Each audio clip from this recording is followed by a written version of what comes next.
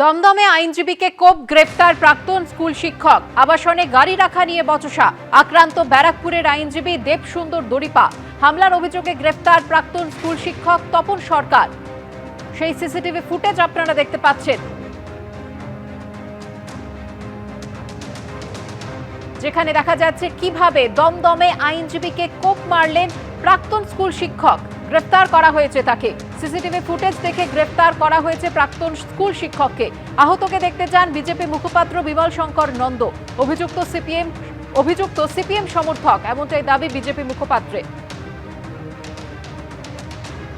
গাড়ি রাখাকে কেন্দ্র করে গন্ডগোল এবং ব্যারাকপুরের এক আইনজীবীকে গালে এমনই কোপ মারা হয়েছে যে 25টি সেলাই পড়েছে। ঘটনাটি ঘটেছে দমদমের এই বেসরকারি আবাসন, যার নাম হচ্ছে অম্বিকা রেসিডেন্সি।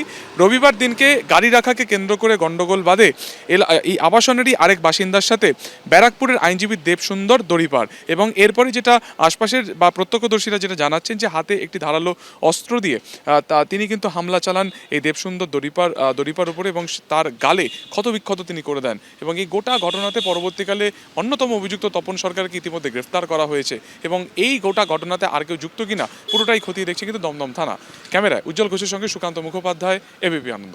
লোকটি এই কাণ্ডটি করেছে, ভদ্রলোক আর বলবো না, যারা অস্ত্র দিয়ে লোকের গলা কেটে দেয়, গলায় কোপ মারে, সে তো আর ভালো লোক নয়। এবং লোকটা বয়স্ক লোক, শুনেছি 70-এর উপরে বয়স, কেউ বলছে 73, কেউ বলছে 75। সে নাকি প্রাক্তন শিক্ষক। এবং আরেকটা পরিচয় জানি না সেলফ স্টাইলড কিনা, বাট সে একজন বামপন্থী সিপিএমের সমর্থক শোনা যাচ্ছে সব কিছু। তো এইরকম একজন ব্যক্তি, যেখানে সিপিএম বারবার দাবি করে তারা একটু অন্যরকম নাকি ছিল, পশ্চিমবাংলায় বিরাট কিছু করে ফেলেছে, আর 34 বছর পরে আর 14 বছর ক্ষমতায় নেই, দেখুন তার মধ্যেই কীরকম দাঁত নখ বেরিয়ে পড়ছে, সামান্যতেই একেবারে দাঁত নখ বেরিয়ে যাচ্ছে। ফলে মানে এবারেও ভাবার সময় এসছে, যারা নিজেদের বিরাট কিছু দাবি করে, গণতান্ত্রিক বলে দাবি করে, তারাও কি জিনিস এখনও ওই 14 বছর পরেও এই মনোভাবটা যায়নি।